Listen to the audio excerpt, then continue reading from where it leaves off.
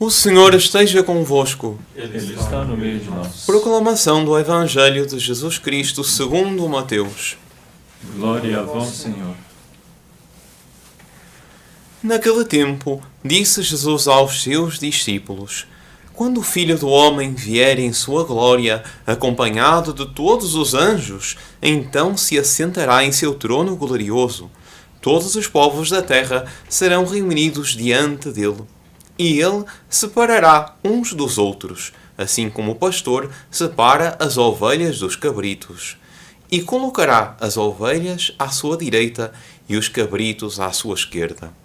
Então o rei dirá aos que estiverem à sua direita: Vinde, benditos de meu Pai, recebei como herança o reino que meu Pai vos preparou desde a criação do mundo. Pois eu estava com fome e me destes de comer. Eu estava com sede e me destes de beber. Eu era estrangeiro e me recebestes em casa. Eu estava nu e me vestistes. Eu estava doente e cuidastes de mim. Eu estava na prisão e fostes-me visitar. Então os justos lhe perguntarão: Senhor, quando foi que te vimos com fome e te demos de comer, com sede e te demos de beber? Quando foi que te vimos como estrangeiro e te recebemos em casa, e sem roupa e te vestimos? Quando foi que te vimos doente ou preso e te fomos visitar? Então o rei lhes responderá: Em verdade eu vos digo que todas as vezes que fizestes isso a um dos menores de meus irmãos, foi a mim que o fizestes. Depois o rei dirá aos que estiverem à sua esquerda: Afastai-vos de mim, malditos. Ide para o fogo eterno, preparado para o diabo e para os seus anjos. Pois eu estava com fome, e não me destes de comer. Eu estava com sede, e não me destes de beber. Eu era estrangeiro, e não me recebestes em casa. Eu estava nu, e não me vestistes. Eu estava doente e na prisão, e não fostes me visitar. E responderão também eles: Senhor, quando foi que te vimos com fome ou com sede, como estrangeiro ou nu, doente ou preso, e não te servimos? Então o rei lhes responderá: Em verdade, eu vos digo, todas as vezes que não fizestes isso a um desses pequeninos, foi a mim que não o fizestes. Portanto, estes irão para o castigo eterno, enquanto os justos irão para a vida eterna. Palavra da salvação. Glória a vós, Senhor. Ave Maria, cheia de graça, o Senhor é convosco. Bendita sois vós entre as mulheres, e bendito é o fruto do vosso ventre, Jesus. Santa Maria, Mãe de Deus, rogai por nós, pecadores, agora e na hora de nossa morte. Amém. Queiram sentar-se, por favor. Caríssimos irmãos e irmãs, temos esta liturgia tão bonita. E neste Evangelho, Nosso Senhor vai nos formar. E vai nos formar porque, como todo bom educador, Ele age conosco por duas formas. Através de nos atrair pelo amor e também ensinando-nos a ter temor.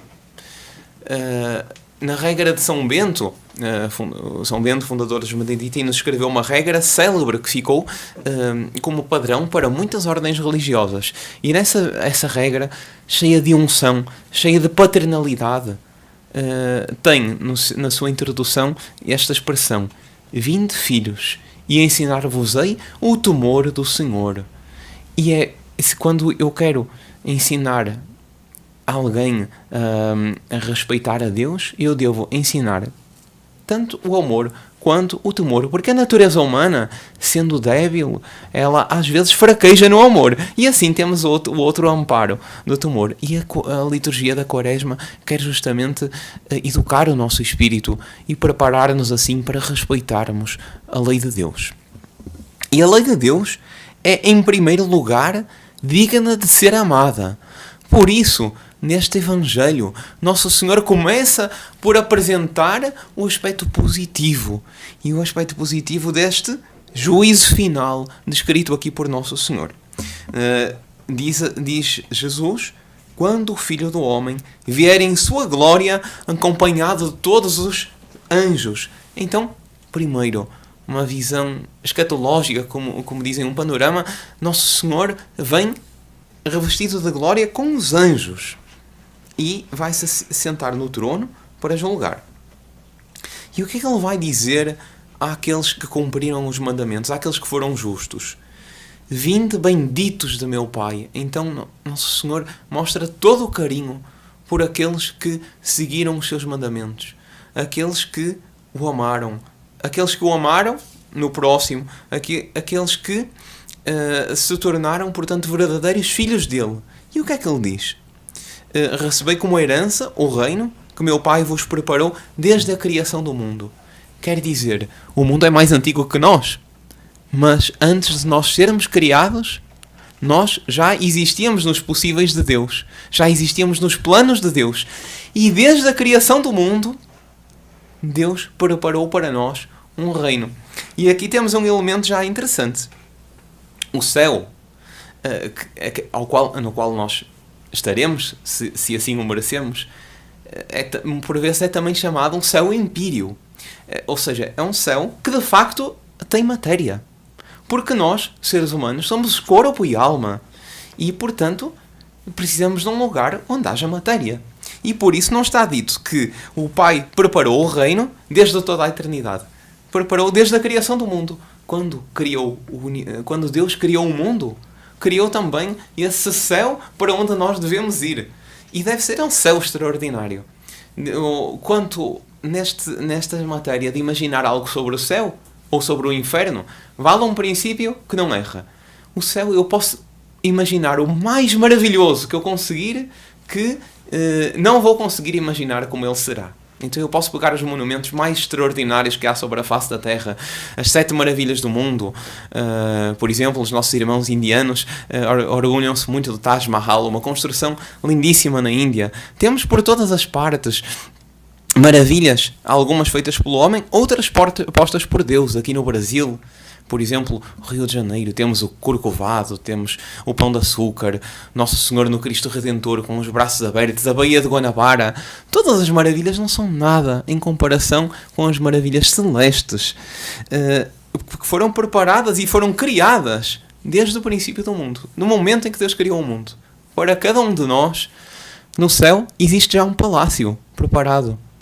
E se nós o víssemos, nós nunca teríamos o deslize de pecar, porque veríamos tal maravilha que íamos perder. Mas muito mais, Deus será Ele mesmo a nossa recompensa. Então Deus quer dar isto. E quer dar isto a quem?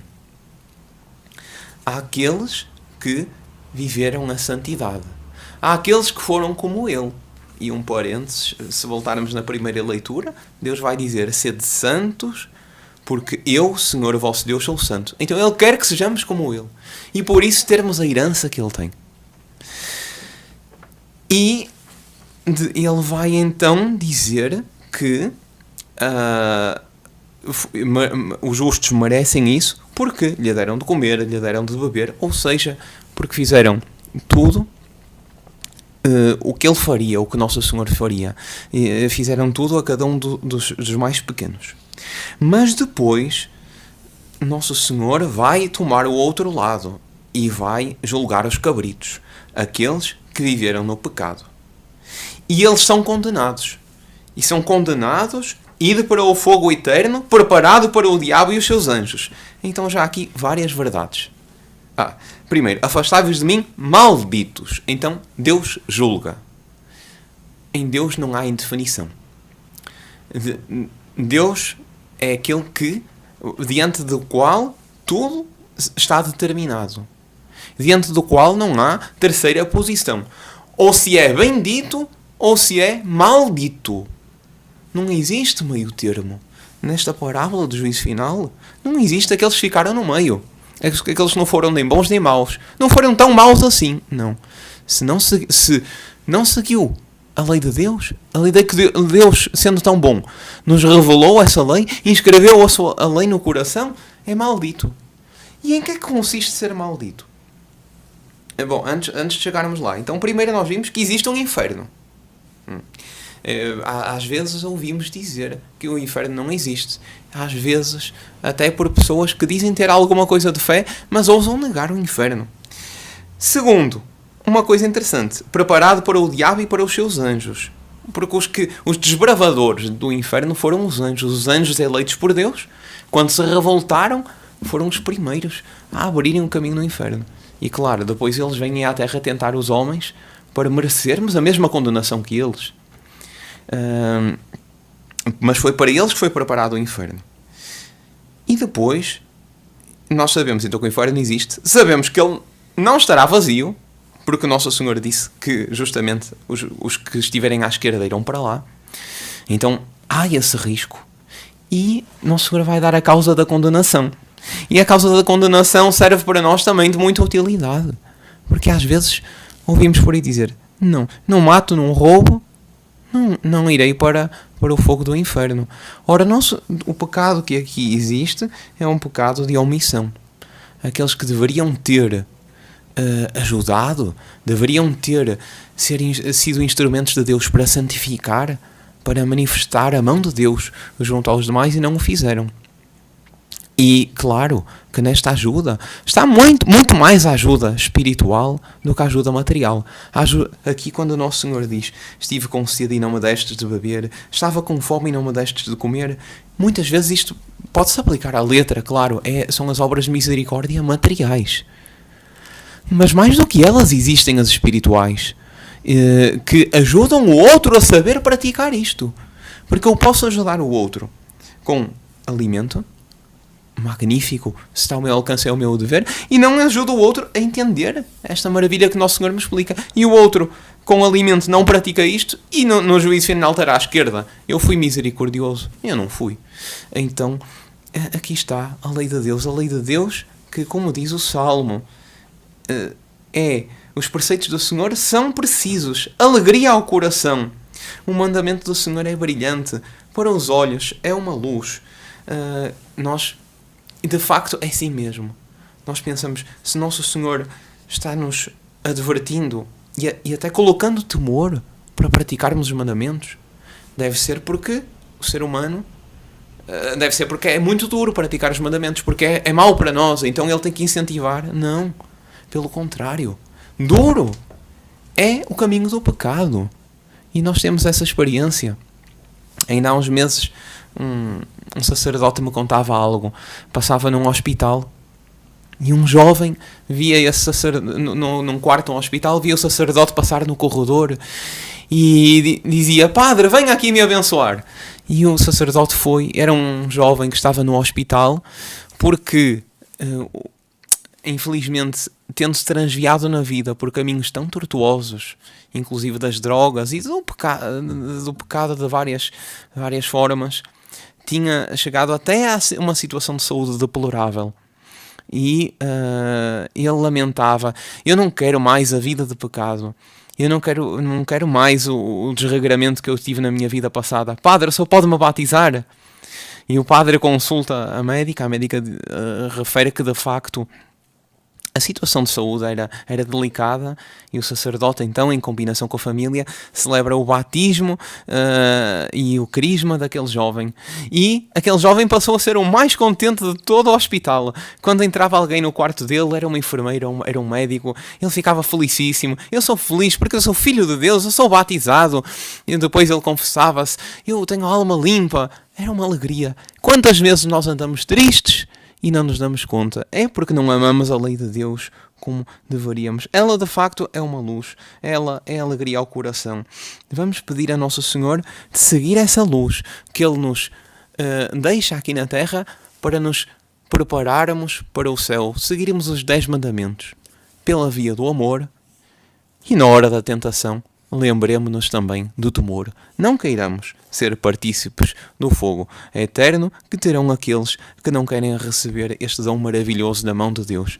E tudo isso possamos por meio de Nossa Senhora, porque há virtude que nós somos chamados e não conseguimos atingir, pelos olhos dela, nós atingiremos. E por isso, rezemos sempre, e é o que pedimos na Ave Maria, rogai por nós, pecadores. Ela, que Nossa Senhora nos auxilie nesta quaresma a seguir os passos do seu Filho. Louvado seja nosso Senhor Jesus Cristo.